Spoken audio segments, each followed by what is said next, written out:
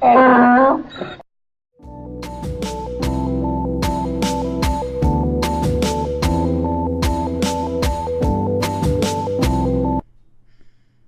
welcome back to another GACC podcast where we are going to be discussing games, anime, computers, and collectibles, but not necessarily all those in a week. I'm still your host, Harrison, and to my left... Hi, I'm Faust. And to my right... Hi, I'm Joe. And we're going to get into the news of the week. I think the one we're going to start with this time is going to be with some gaming stuff. So... Faust, you were looking at Skyrim again. The game that never dies. I can't see. I seems like an arrow to the knee. This isn't the NFL. Oh, okay, my bad. I can't seem to stop banging on about Skyrim with its constant mention of being released on the Switch. That has actually been confirmed. I'm more excited about Bethesda releasing Doom and Wolfenstein 2 on the Switch. Interested to see exactly how they do that. But they have recently made an announcement which seems more like they're trying to bring back. They've already been trying to bring back paid mods. Yeah. In some way, shape, or form. But this way, they're bringing back a paid mod and still trying to inject yet more life into Skyrim, because apparently the special edition sort of flopped a little bit. The enhanced edition. It didn't necessarily flop, because what it was is the special edition was they gave it out to free for the people that already bought Skyrim and all the mods, and then they brought it out also on the PS4 and the Xbox One and allowed mods to be used there. Mm-hmm. And the thing is they were really trying to get into a new avenue, because mods on the consoles is something that's not been around.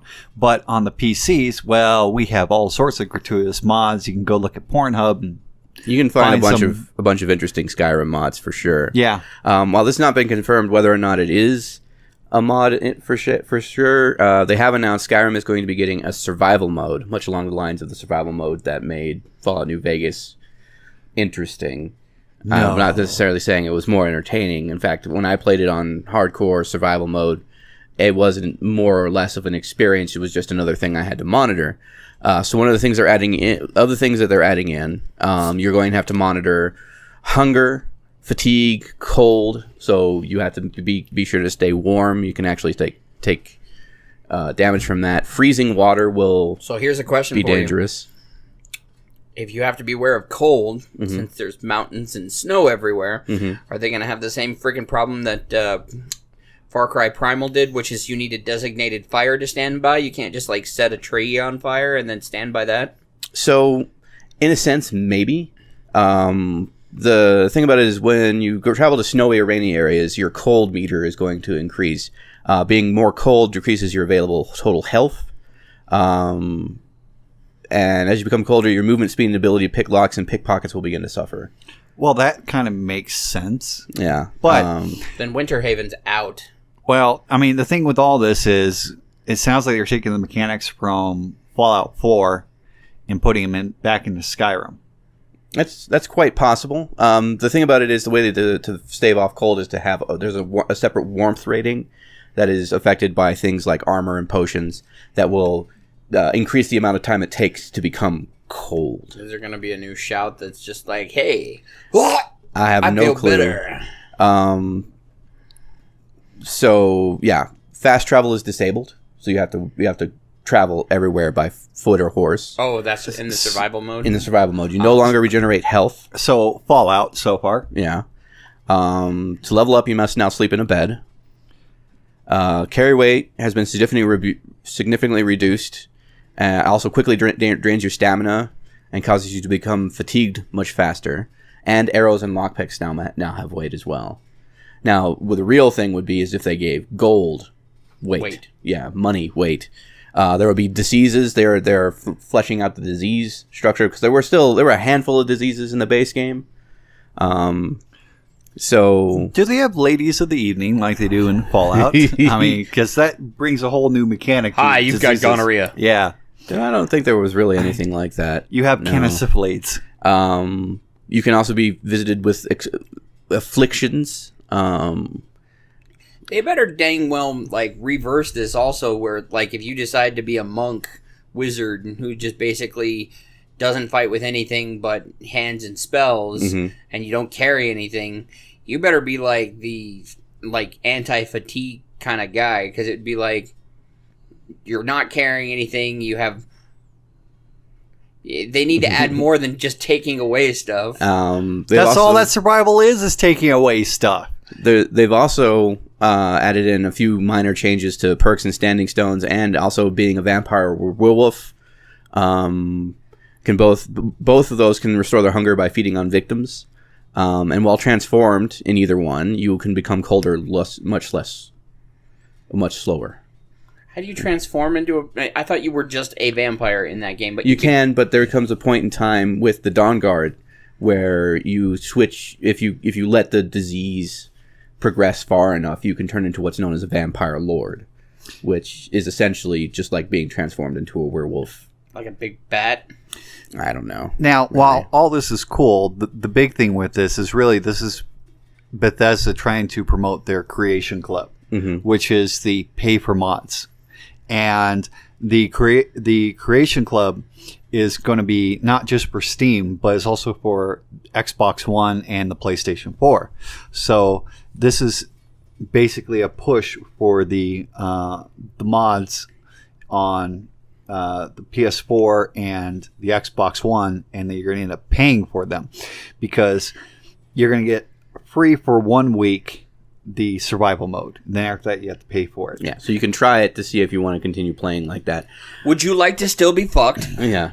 The thing about it is, like, in the broader stroke of it, once again, it's an excuse to pay for Skyrim. Like, I've been very outspoken about I'm not buying Skyrim again. I have a Switch. Yeah, how many times have you bought Skyrim? Like 5 or 6. Okay, I bought it once. Yeah. When did it come out again? Quite a while ago. 6 years ago. Yeah. Well, this is the thing, is Bethesda realizes that their modding community is huge, and they've been trying to find a way to tap into it to make money off of it for some time. Mm-hmm. What they sound like they're doing is tapping ass. Well, it depends on how you look at it. I mean, ass is always worth money. That's what I mean. Is it like all they are doing is going for the money part of it? Yeah. How about new content? Well, survival mode is kind of new content, No! depending on how you look at it. If you're gonna go fight an ogre, whether you're in survival mode or easy can I play mode, it doesn't fucking matter. You're still fighting the damn orc or organ or whatever you're fighting. But it gets to a point where you're just like, hey, I know that. I got to a point in Skyrim where I was doing the same mission over and over and over. Wait. The settlement needs your help. Yeah. Yeah. I know. The thing about it is, once you've actually played the bulk of the quests and factions that are available in Skyrim, there's very little you can continue to do that doesn't feel like just fluff or padding to continue playing. And adding in a survival mode to make the doing the same things a bit more difficult is not exactly a selling point to me. Yeah, and it's not to me either. But that's the thing, is this is just a small thing behind it. The real thing, the underpinning and all this, is that whole Creation Club. The fact that Bethesda is looking at a way to monetize and regulate the mods for their games. Are they really going to regulate? I think that they're just going for the monetization. No, there's regulation too. There are going to be regulations to the kind of content that they will allow to be a paid mod. Yes, that's what the Creation Club is. And this is the third time, I believe, that they have tried to monetize mods in some way, shape, or form, and they got a resounding no the last 2 times. Right. Offering something of a new challenge mode to play the game. I mean, it may keep the game fresh for a few like staunch hangers-on who haven't switched over to Elder Scrolls Online or aren't waiting. Like, I am waiting for the next Elder Scrolls game, even if it is currently being teased or rumored to be Skyrim 2. You know, like, they're not going to progress any further. It's going to be just walking around in the snow shouting at things. But it buy more, buy more. Yeah, the horse armor. This is the most blatant milking of a franchise that I've seen in quite a while. I thought 2K had that right now with NBA 2018. Oh no! Players change though. Players change. And so does all the DLC. No. Just the players change. Give us money because you want to go see your newest player play on the basketball court and play the points. Well, NBA 2018 is different because it's not just the players change. Here's a new $60 so you can play with them. And the stats.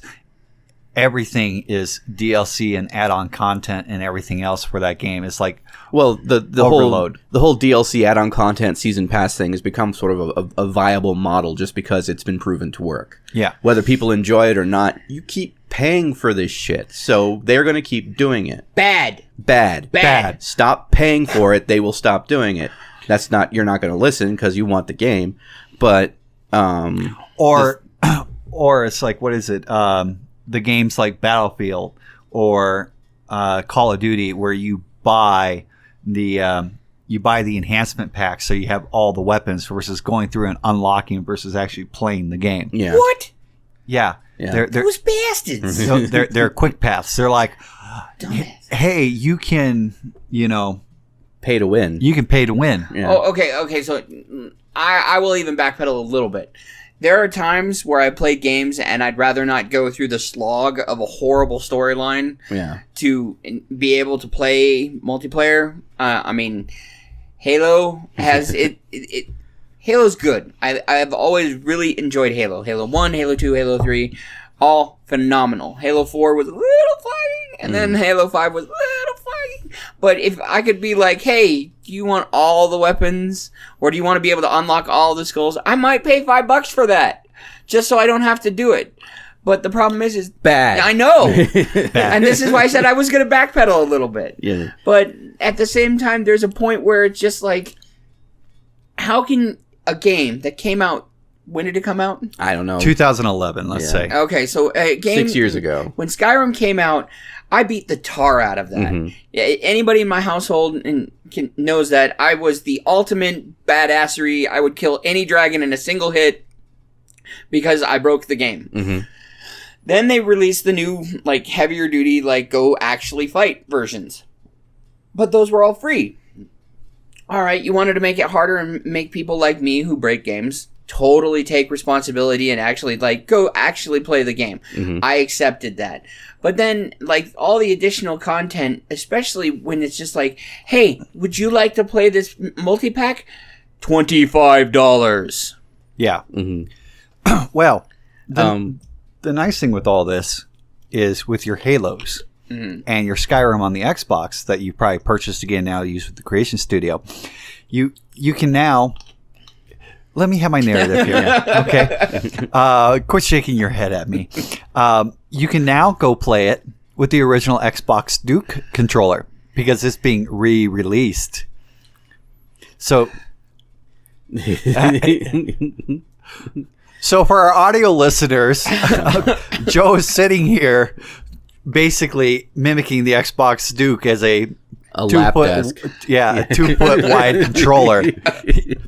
So a coffee table of sorts. Yeah. But I never had a problem with the Duke when it was first. Neither did I. I thought it was all right. So Penny Arcade, very much on the pulse of gaming communities. When that big ass controller came out with the Xbox, they actually had a big comic where they replaced his controller with a live bear and went, he's not noticing. Because, I mean, yeah, it was bulky, but this was a substantial controller, and you actually had to double think that if you got really mad, you probably shouldn't throw this thing because you're going to hurt something. Yeah. It's amazing because it was huge and you could do that. Now, they did make a couple of enhancements for this, and the funny thing is this is all nostalgia. I mean, they flat out said, this is all your fault, folks, and your rosy colored sunglasses. This is 100% nostalgia.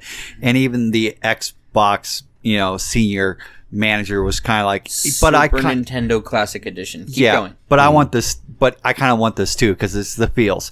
The center big plastic thing that just said Xbox in it is getting replaced with an LCD display. Oh, they're going Dreamcast. Yeah. Oh dear.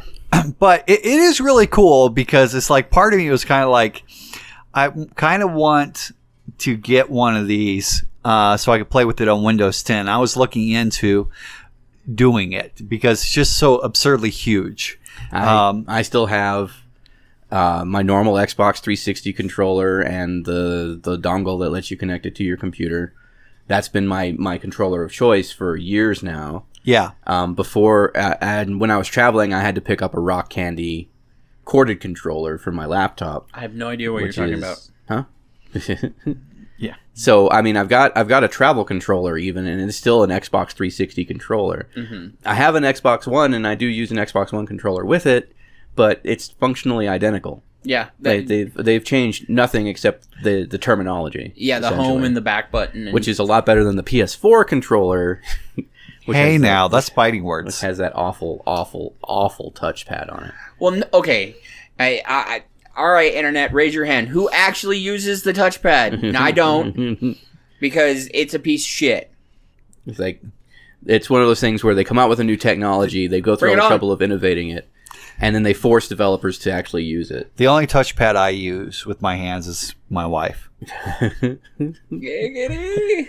Giggity. Oh, that was really bad, wasn't it? Talk about a backseat gamer. Yeah, all you do is tell her what to do. He can't actually control the game because he's no good at it, so he has to let his wife do the controlling. He's just like, no, press there. Press there. So back to the controller. The question is if it's got an LCD screen, are you talking integration into games? Are they going to have to go wired? Nah. It is a wired controller. It is wired controller. But they haven't said anything about how the LCD display, if it's going to be functional or not. It's going to be a social thing or part of that game DVR or something contextual. I almost tell you it's going to be useless, functionally useless, unless they implement it as another button. I would be down if that LCD screen had direction for, like, if you wanted to do a screenshot. Because learning those stupid button combos to screenshot something, that bugs me. And if you, like, want to DVR your game, which, by the way, don't do that if you're Nintendo. But if you want to DVR your game, that'd be totally cool to be able to, like, start and not have to break, like, consistency in the game. Especially if you're, like, in one of those awesome cutscenes where your friend's like, oh my god! And you're just like, okay, record. Well, I want to go into more gaming news, but I think we're going to switch topics. Just a bit. We might come back and revisit this. You're right. But we have some more developments from last week with Toys R Us. But I don't want to grow up. Apparently you're gonna have to. It's either you grow up or you die. Yeah, and Toys R Us is dying right now. As of last week, Toys R Us has officially filed for bankruptcy protection. Right. Chapter 11, following alongside known retailers such as Payless Shoes and Radio Shack. Chapter 11 or 7? 11. So this is a restructuring. So, okay, for people who don't understand that, and I'm going to say this because it bugs me, I'm a business student, or not anymore, technically. You're a business graduate. Yeah. Okay, Chapter 11 is normal. People need to stop worrying about this as much as everybody thinks it is, because Chapter 11 is a normal process of a business getting to a point. If you go back and you look at just the history of different businesses, a lot of them have filed for Chapter 11. I understand that this is still a requirement, and they're in a dying industry, but this is the your hair's on fire moment from this internet generation. Okay? And yes, I'm talking about everybody who's looking at this. The thing is, bankruptcy has a negative connotation. It does. It doesn't matter what kind of bankruptcy it is. People don't know the different types of bankruptcy unless they have been through it themselves or have to start researching it because they're going bankrupt. The thing about it is you hear a major retailer, probably one that's been around our entire lives. Yeah, something like that. is going bankrupt. It is closing stores. It is cutting workforce. It is having problems keeping up with the overhead of running a big box brick and mortar store, especially when, we have major companies like Amazon breaking into brick and mortar from the outside. That is going to hurt them. Yeah. I'm going to tell you right now. I mean, and again, this is asking the internet to raise their hand, but I know out of the people here that's probably at this table, I can probably verify we've maybe gone to actual retail stores, I would say, in the last month, besides grocery stores and stuff like that. That doesn't count. But technology, toys, stores, that kind of stuff, I've been in 2 in the last month at most. Going into a store is becoming a way of the past. Yeah. And I mean, hell, I would avoid most stores if I could. Like, I had to go to the Apple store, boo. And that bothered the crap out of me. I hate retail space now. Retail space is something that has been dying. We saw like some of the first death throes of it, I was saying about 2008, 2009, when we had the first recession. And, you saw the computer stores like CompUSA go out, and we've seen some others too. The one, and this is what makes a lot of negative connotations, whether it's Chapter 11 or Chapter 7, is because people are put out of work. I'll give you that. And if they pick... Oh, go ahead. And with that, where Toys R Us is an iconic, been around for everything. It's like Sears bankrupting. It's just like, oh my God, what's happened? But what's happened, they haven't said they're going to close any stores yet. I expect them to make it through the holiday season. Oh yeah, that's going to revive them a bit. And it's going to be February before they start closing stores. January, February is when they're going to announce store closures. Because they only have like a couple million in working capital. But some of the effects from this, since it was announced last week, is like GACC Pacific, which is maker of Max Toy Trucks and Animal Baby Nursery. They've sounded a financial alarm, saying that they were expected to swing a loss this year as a result of the mega retailer's bankruptcy. And that's echoing certain sentiments from not just GACC Pacific, but Lego, Mattel, and Hasbro also relied on that retailer specifically for, according to last year, more than 10% of their total sales. Right, and that's actually part of that thing that sucks about Chapter 11, and this is part of the problem with retail, and I think this is why retail is dying so hard, is because Chapter 11 allows you to kind of renegotiate your debt. Yeah. And basically reprioritize who gets paid first. So I'm not saying it's good. I've never meant to give that connotation of... that Chapter 11 or any bankruptcy is a good idea. I'm saying that it's happened a lot. And the problem is that we've gone from covering the ass end of the business for the people who supply them with product to now Chapter 11 is let's cover the shareholder first and then we'll get everybody else. And that's kind of what bugs me the most about any type of bankruptcy situations now. It's like the investors are always the ones who end up winning. Yeah, they win. And so just for you people out there, if you haven't clicked off already, the reason this is important to you when I'm talking to the collectors out there is because of names like Hasbro, Mattel, and Lego. That these are big lines. They create a lot of collections, things that people are picking up and trying to invest in, and you're going to see the price of these items affected because of this. Yeah. Or you're going to see profit loss, or you're going to see other detrimental things. It will have ripple things because... it could affect the value of items you've already purchased or items you plan on purchasing. Right. Toys R Us currently owes $7.5 billion to the groups of toy makers that control basically everything. Mattel, they owe $136 million. Hasbro, they owe $60 million. Spin Master, they owe $33 million. Lego, $32 million. Radio Flyer, $12 million. And Crayola, $2.6. Basically, that is over 90% of the toys and collectibles and things for kids right there. Considering that's a lot of debt in unpaid receipts. Oh, I agree. To those people. And the thing is, that's why it's scary for Toys R Us, because this could have ripple effects. Just because Toys R Us lays off or can't pay some of this stuff, it may cause these other companies to lay off or cause certain toy brands to be shut down to help trim the fat. That's like when Ford laid off, or not necessarily, they didn't lay off, they cut brands basically to help survive what happened with the automakers. It's that sort of thing.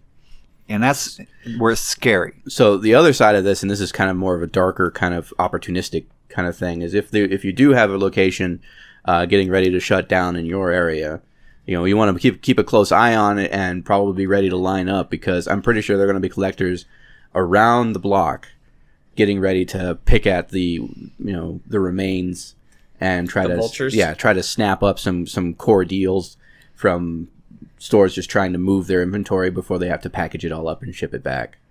Yeah. So Yeah, or it gets fire sold off, and it's like that's the thing is like when a big box store like this, potentially goes out of business, it affects across the industry. I don't know, Mr. Businessman, what do you think? I just think that, as much as this sucks, it has become something that the industry has gotten used to. I don't like the restructuring of how a business is required for bankruptcy lately with the Chapter 11. I honestly think it should all have to go to the debt first. If you're gonna realign your debt and get everything done, you shouldn't write off that. You should be writing off other pieces. But then they're like, well, that'll tank the business.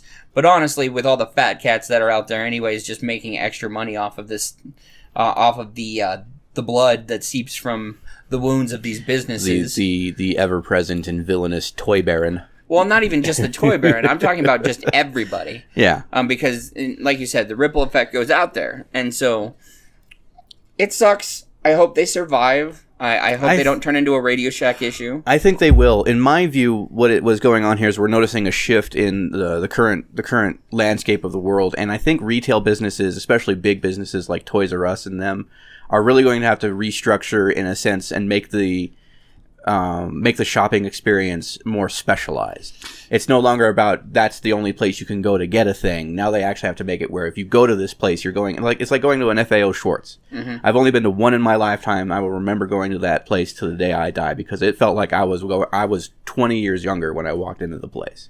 It was huge. It felt like a theme park. It had every single toy you could think of. If you couldn't find it, you just had to ask, and somebody would lead you to where it was. They had like 3 levels. And it was all very open, and it just felt like walking into a toy store from back in the day. But how many FAO Schwartz are there in the United States? Not a lot. Exactly. Yeah. But here's the kick, is the reason why small retail business is actually still working and large retail business is not, is because of the pure factor of that per foot radius kind of situation. We don't need mega stores anymore. Mega stores are being phased out because of the online industry. But the online industry is arguably a mega store in itself. It is, but it's a store you don't have to ever put your foot inside of. Well, here's the thing with Toys R Us in particular.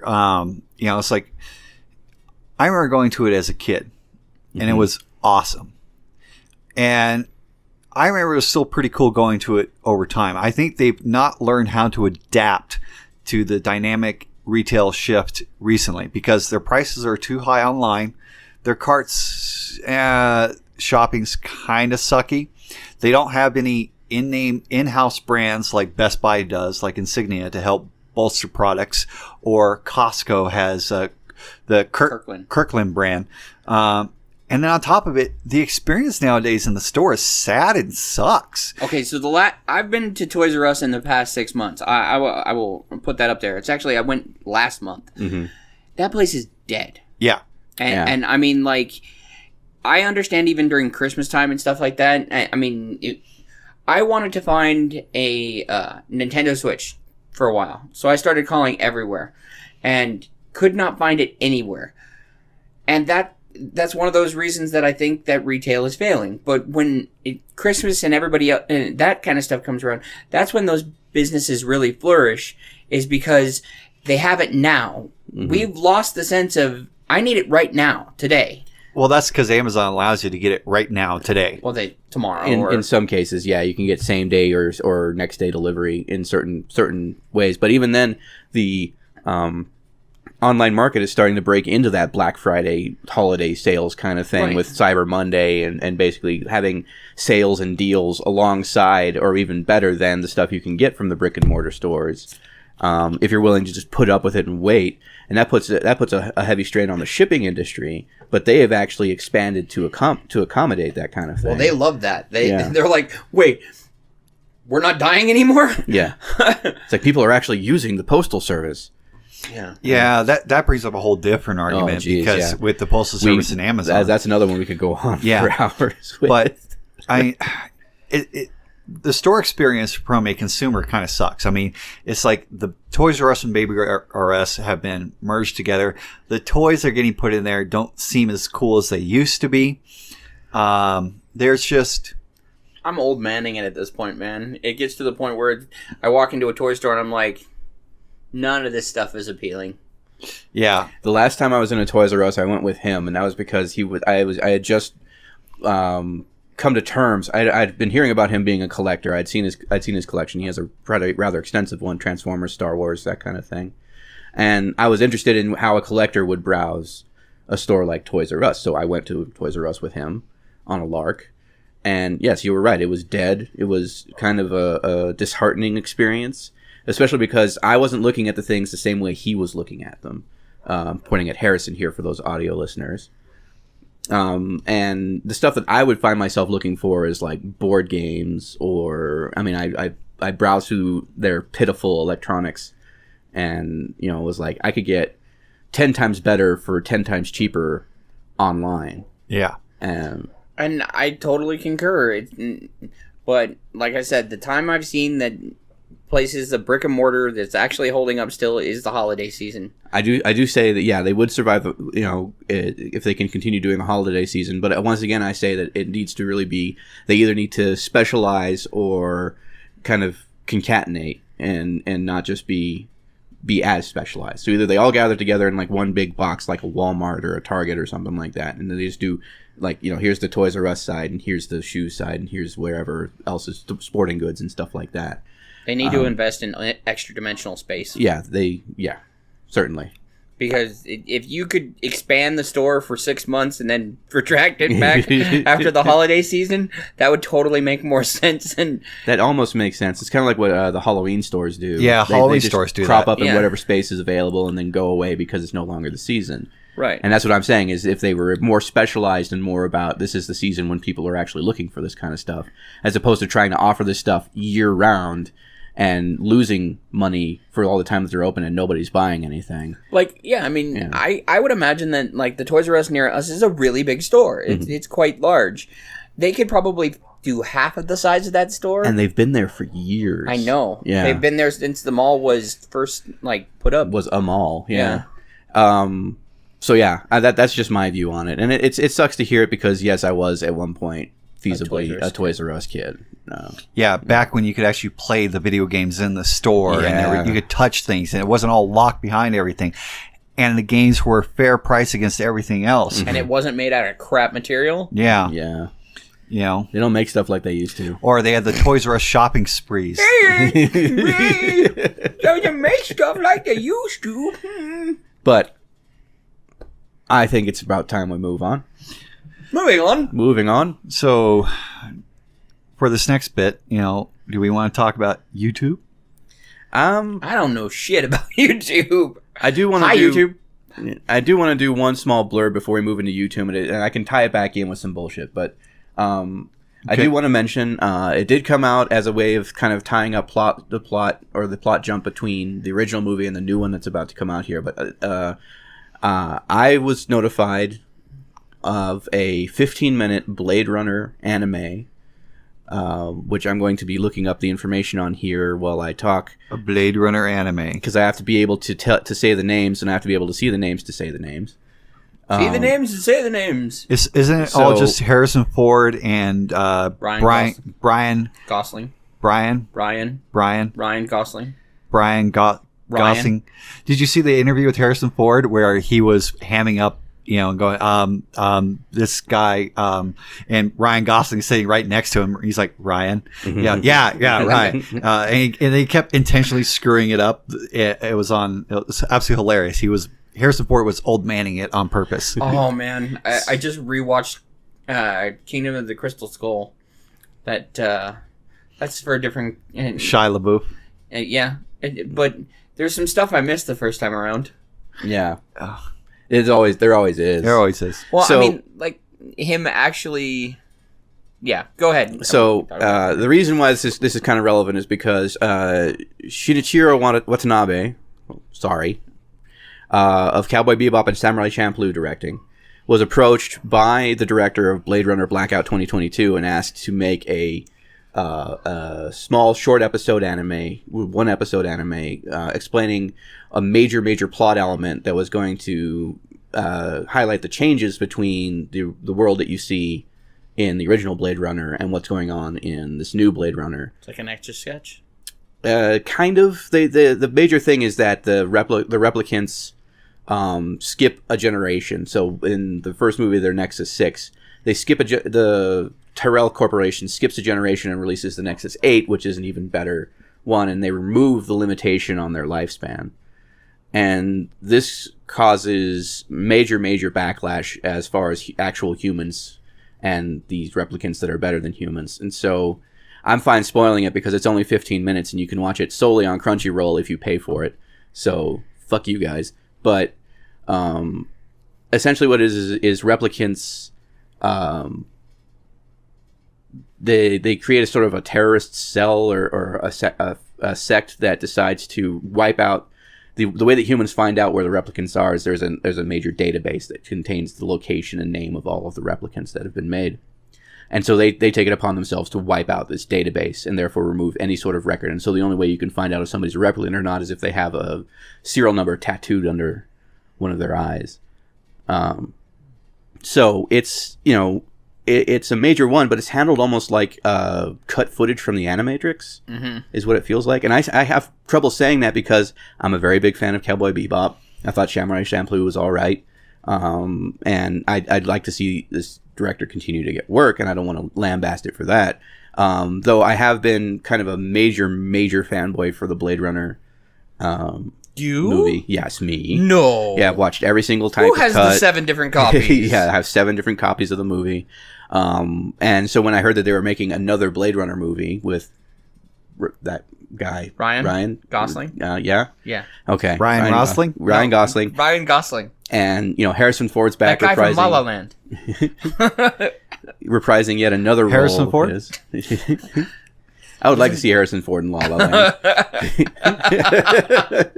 Just what the fuck am I doing here? But That must be every day at his age. Who the fuck are you?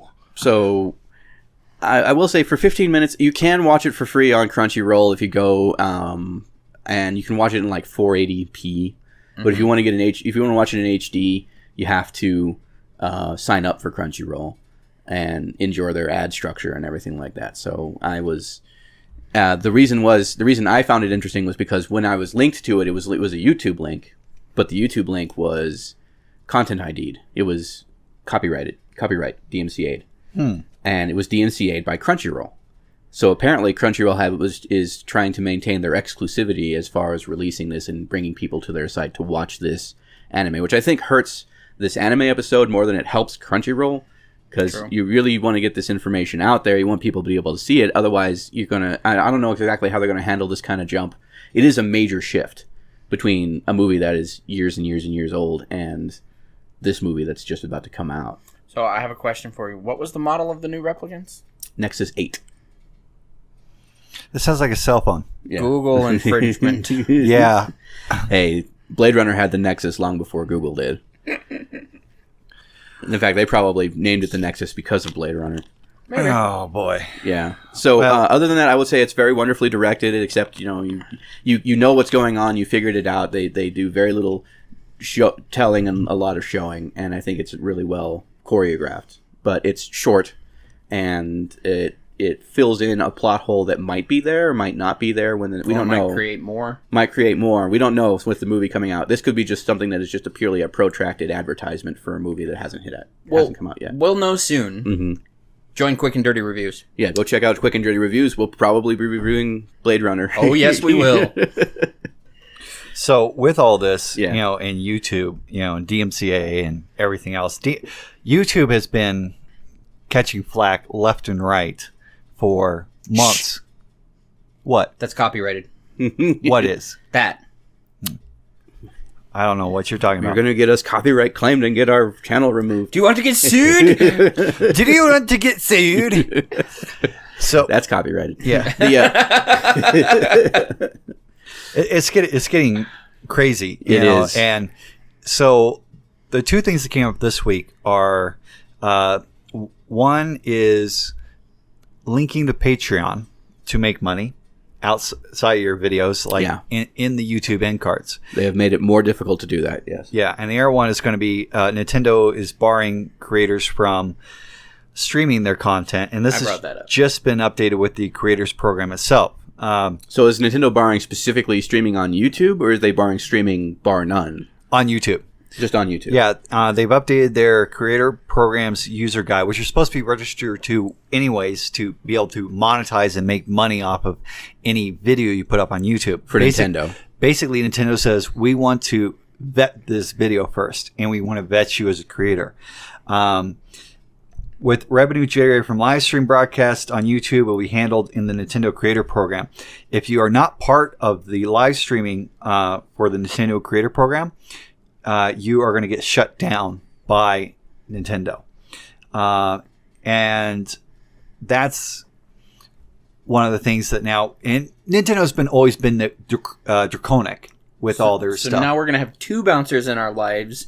We're going to have Disney behind us and Nintendo standing with crowbars making sure we're not having fun. Got it.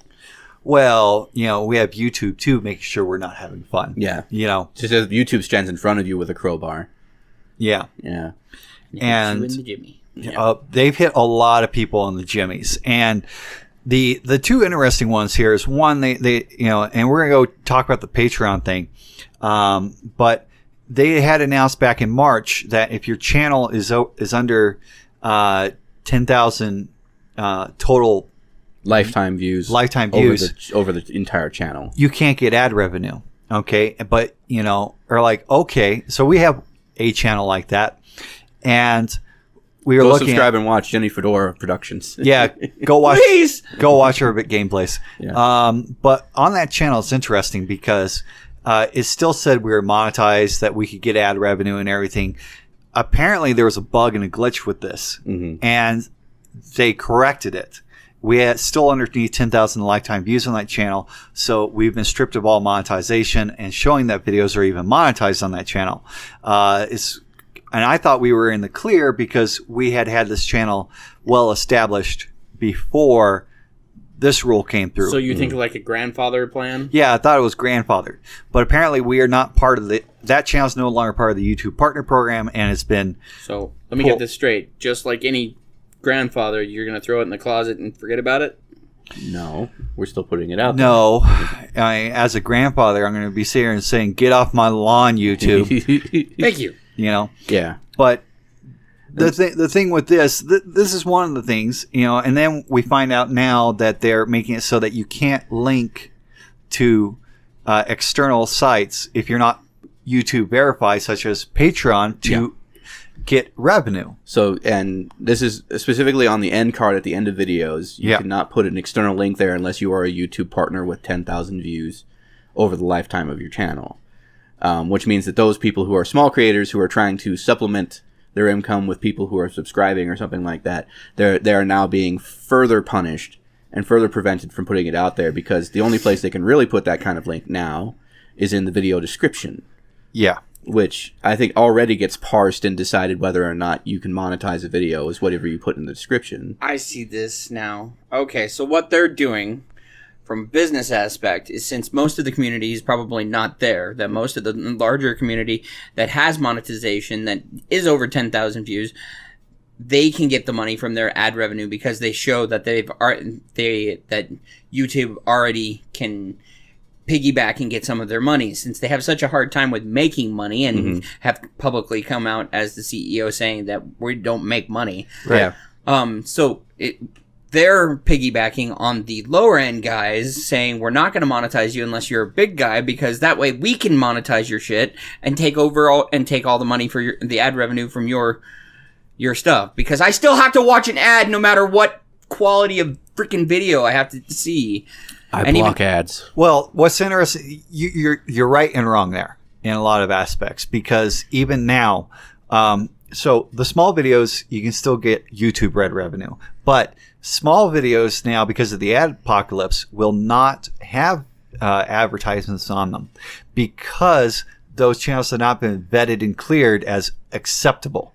And keep in mind that this whole vetting process and the guidelines that are there to decide whether or not a channel can be monetized, not even just a video, but a channel itself can be monetized, are rather vague and not really specified. And between YouTube admitting that they are not a profitable business, even though they've been around since 2004, 13 years, guys, and this constant vagueness and this way of just saying some arbitrary decision whether or not a video can make money or not, based on not scaring off the advertisers and things like that. I think YouTube has kind of tipped its hat unknowingly, because what it sounds like to me is that they're going to continue doing whatever it takes to turn this into a profitable institution, and that they are a business. They are not a service. They are not there for the creators. As much as they tried to push a creator-centric model for a very long time, they are now admitting that that is not profitable, and now they're going to do what they can to satisfy advertisers and decide where your eyes go, and they're becoming a TV channel. Shareholders. Yeah. Well, this is about making money off of people and deciding that, taking away the opportunity for a few people who are not monetizing or optimizing that adequately to YouTube's goals, never mind the creators' goals, is going to be their focus. And so that's why the rules have remained arbitrary, because they don't really have a set of guidelines. Those are kind of malleable. They're changing those as time sees fit in order to make sure that they can come up with a model that works. And as long as they keep it ambiguous, they can continue to say, it's like that kid that you always played pretend with, who always came up with like the everything proof shield. This is YouTube's everything proof shield. They're never going to come out with a clear set of guidelines. I can say that right now. They're never going to specifically say what works and what does not work, because they don't have a specific what works and what does not work. What do you mean? Yeah. It's like Calvin Ball, Yeah. Calvin Ball? Calvin Ball. Calvin Ball. The rules to Calvin Ball change all the time. All the time. The only rule. It's like the rules to I Win. Yeah. That's it. Is YouTube is playing I Win. Yeah. And so they're never going to have that, because if they had a specific set of rules or guidelines and were very clear and concise about what it would take, people would operate within those guidelines and they would continue to stagnate. And this gets very frustrating for small to medium creators, versus the large ones, the top 5 or 1%, because for us, I know you want to make some snarky comment. Give me a minute here, okay? The problem is for the small creators is it has a larger impact for us, because we're doing this secondary, not primarily. And while we are trying to branch out, it's very hard to branch out and do multiple things like larger creators are able to do on different platforms, where they have different revenue streams. As a small creator, it's very difficult. Part of it is we hope to get some traffic from being recommended, from one video to the next, or from somebody else's video, or just show up in recommendations. When you don't have ad revenue on there, you have to promote yourself a lot harder, because on top of it, YouTube's algorithm is not working in your favor. Because you're not showing advertisements. Yeah, why would they bother pushing your video? Why would they push your video? Because our one channel, it'll get pushed because they can make money off of it. But that's what's changed in the model. Before, it's like we had some help from YouTube to get started. Now there's no help from YouTube to essentially get started. Are you saying that the 1%ers are holding us all back? That small channels matter? I think you choked on that one. I'm not saying that the 1 and 5%, the top tier, are holding us back, because do they control the media? No. Okay. This is not. This small is not, channels matter. Just no. Not even like disagreeing with you. Just no. The problem here is just YouTube and the advertisers. YouTube is a video host that got way too full of itself, and we let it. Yeah, that is exactly my view on it. This is the same thing. Google bottom, man. We had a major outpouring of this sentimentality against VidMe when they decided to make a few confusing changes to their lineup. And I'm going to make the same statement to YouTube that I made to VidMe. We don't need you. We like to use your platform. You're certainly a good video host because you make things available. And it was nice to consider the prospect that we could have our videos shoved in front of people. Were they relevant to their interests? It's not us. It's you. It's you. It is It's totally really you. you. And, you decided to go ahead and climb into bed with the advertisers. And advertisers are soulless, life-sucking miscreants who decide to do anything possible to sell their products, and will sacrifice every sense of morality and ethics that they have to do so. By the way, we do product reviews, and we are more than willing to review your product, whether you want to send us one or not. Yeah, we'll totally review it. So we have been considering Patreon. We've been considering doing Twitch streaming and getting subscriptions through that. We've been considering other ways to monetize our stuff because we've been at this in a year and a half. This is a small business to us. We are trying to put out content. We are trying to find a way to monetize it and entertain our audience. And what we really need, more than YouTube, more than advertisers, is our audience. Yeah. And really what it is like, we're looking at this from like a small business aspect. Mm-hmm. Is every time that a new regulation comes along that could potentially hinder us, of course we're going to sound cranky and grouchy and, we don't like having doors slammed in our face, Yeah. Well, it's the same thing that when look at the actual evolution of a small business from in the past. Go brick and mortar back to that for a second. If you look at the evolution of a small business, it's the same way. Local regulations came up that prevented you from doing something particular in your area because they didn't like how the small business was running. So everybody looks at YouTube and goes, well, we're changing the thing. Of course you're going to stand up. You're going to raise your hand up and go, no. We don't want that. And that's what it takes. It just takes enough small channels to come up and be like, F you. Or it takes somebody else to put together a better model. And, that's... We thought VidMe was going to do that. VidMe is... But they shot themselves in the foot until they didn't have any foot left. Well, I'm putting VidMe still 50-50 on the fence on this one. You're a video host. Stop being more than a video host. They're a video host, and... they have a long way to go. There's still some potential there, and right now gamers have a better time on VidMe than they do on YouTube. And the Germans have invaded YouTube. It's the Germans. Because of the government crackdown on YouTube with speech and EU regulations and everything there. Mm-hmm. And so they've gotten fed up with it enough that they've jumped to a different platform almost en masse, especially the gamers. So it's true. Gaming content is either lost in the noise on YouTube or is just not paid attention to, even though for a very long while there, we had video service after video service trying to compete with YouTube getting shut down or changing their model because they couldn't handle the copyright claims and the infrastructure necessary to host these kinds of videos, and YouTube became the place to be. Yeah. And so people doing game content videos realize you made YouTube. The reason it's around now. So I bring this up kind of as my at least closing note on this one. Mm-hmm. So if you guys don't know, part of the quick and dirty reviews, but I love movies. And one of the movies that actually is like very much in your face with this exact topic is The Circle, which is that Tom Hanks and Ryan Gosling? No, not him. Harrison Ford? No, not him. Rutger Hauer. What? It had Bill Paxton in it, okay. and it had Hermione Granger, Emma Watson. And so basically it talks about this exact kind of feeling. They made Google / YouTube / everything, and it turned into a social giant. And then that giant became sentient. And that sentient giant basically turned into the biggest shit show ever, because it turned into, you're no longer what you originally started as. You've now turned into what everything has to be. And YouTube started out as a great content release platform. It really did. But you're right.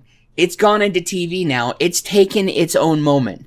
So we need to get to a point where either we want to stay on the channel with them and keep in line with what they're asking for, or we need to become that cable network that no one gives a fuck about anymore. Mm-hmm.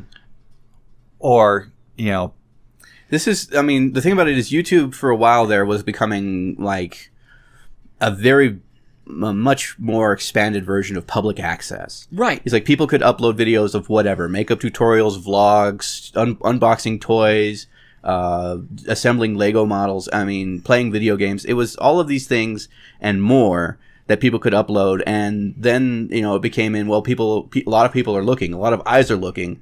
Wherever there are a lot of eyes looking, they want to put up advertising. Right. And the advertisers were like, we'll pay you money. And then it became this weird thing where they were trying to base the model off of what they do with actual public television or actual TV in general, where, they have so many people viewing it. But then the advertisers started getting really big in the britches because it's like, we're putting a lot of money into this.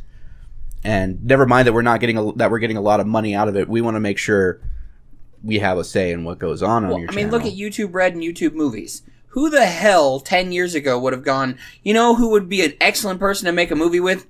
YouTube. Yeah. And Netflix. Or Netflix. Okay. But Netflix is amazing at the stuff that they do. Netflix is on a different type of platform, though. And that's where you and I can butt heads on at a different time about that. But Netflix was a movie service. It has always been a movie service. Now, the thing about it would be normal to make movies and still service the customer. To break this up, service, giggity. The major thing that I will always go back to until they cease to be so is YouTube is a video host. It is the video host. It is because they have beat out almost every other piece of competition there is out there. You don't hear about sites like Vimeo or Dailymotion unless they're in very specific sets. Vimeo does art house, and Dailymotion is more of a Euro kind of thing. So you don't hear about them in America, and you certainly don't hear about them at all when it comes to online video. It's always YouTube. Even Facebook tried to break into online video, is still trying to break into online video, and has the infrastructure to do so, but they still trying to copy a model that's YouTube. Yeah. So, when people start viewing YouTube as more than a video host, then they'll probably realize exactly what's going on. Now, the trouble is YouTube is starting to position itself to be more than a video host. It is going to be one that's in charge of the content that gets put on its service and the stuff that succeeds there. Kind of like mainstream media. Yeah. I go back the minute Google bought it. The minute Google bought it, it was almost the death knell. But it took them 13 years to get to this point. And for a while there, it was very awesome. It was sort of a Wild West, creator-centric. Yeah, they would cut out stuff like, pedophilia or hate speech or something, things like that. And that makes sense. Nobody wants to view that. That's not going to make anybody any money. But as soon as it was like, oh, no, you're going to offend the advertisers, and we need to make sure we have everybody satisfied and everything like that. Now it's becoming this big, gummy, muddy mess. And I'm for one, am fine as a creator as going, you know what? Fine. I will host my videos on YouTube because so far they haven't taken away that ability. And that means I upload my videos and they are available to watch. Whether YouTube shows that in front of other people who use YouTube, whether YouTube lets me monetize that and make money off of it is irrelevant. I will continue to make use of that should it actually happen. But that is relying upon that, building a model off of that is incorrect. Is no longer a viable solution. And that is exactly what YouTube is doing wrong, is they're removing it as a viable solution, which means they're removing the incentive to actually come up with original content and continue to upload. Again, but at the same time, the only negative connotation I have with that one is actually the fact that YouTube originally toyed with the idea of making people pay for the cost of uploads. That you had storage capacity. And that would still make sense, in my opinion. If you took away all the monetization, the reason they make money off of these videos is because of that. If you were allowed as a content creator to spend X amount of money on a block that did not require any type of filtering, didn't require any type of content driven advertising, where you could pay so that people didn't have to see that, that's a channel I'd watch. That would be a channel where it would be like, I guarantee you, not one of my videos will have something on it because I'm covering you. Because I'd rather you watch my video all the way through with no interruptions and not have to worry about it. That would be a service I'd watch. But I think YouTube saw that and went, if we just give advertising out, we don't have to make the content creators actually pay anything. You should buy YouTube Red for $10 a month, and then you can watch any video on YouTube without any advertising on it. Let's see. I pay $10 a month for Netflix. They come out with a subscription service They have major advertisers and minor advertisers clamoring, trying to make sure that they get their stuff in front of audiences. They have content creators who are trying their damnedest to try and put money out. Yet after 13 years of this, or even 10, or even 5 years of this, they come out with a statement saying that they are not a profitable business. And for some reason, it almost feels like they're trying to make it fall on the creators that's why they're not profitable. I don't know a single business that could say, I've been open for 5 years and I haven't made a dime. Yeah. Elon Musk and his Tesla. Except for he's doing it as a labor of love. Hey, that doesn't... No. Yes, I already it is. gave you an example. I gave you an example. Love has no place in business. Elon Musk put himself out there way hard to get the Tesla going. And if it wasn't for some very specific lucky things happening, we wouldn't have Tesla and Elon Musk wouldn't have the fortune that he does. I would give you that. But a profitable business is the goal. Mm-hmm.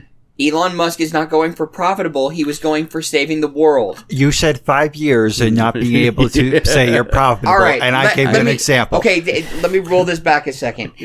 We're talking about people who don't have billions of dollars that open a business. We're talking about a business owner who wants to start a business to earn money. Oh. Granted, we're a little out of it because we are registered as a small business. We started this small business with an initial investment of... a dollar amount. Do you really want to tell people? A small loan of $1 million. A small loan of $1 million. Sure. Yeah, sure. Yeah. No, it was way less than you think it would. I mean, unless you count in like all of the tech that we've amassed and all of the man hours that we spent trying to create this content. Like really, we have a really substantial investment in this. But money wise, it was the cost to register a small business. And not much else. Like, we had the tech available to get started. Hugh Hefner started with $500 and a $1,000 loan from his mom. Yep. Well, before we get into that, Rest in that's peace. going to be at the next week. Yeah. Or a different show. A different show. But this has been the GACC podcast. You can listen to us on iTunes and Google Play in the podcast section. You can find us on YouTube and VidMe in audio format. And we're going to start trying to segment out the show a little this So you might week. be seeing this in stepped out in little bits. Yeah. Of course, remember to like, comment, subscribe. Get in touch with us. Tell us what you like. Tell us what you don't like. Point stuff out to us if you think we should cover it. And we will see you guys next week. I won't.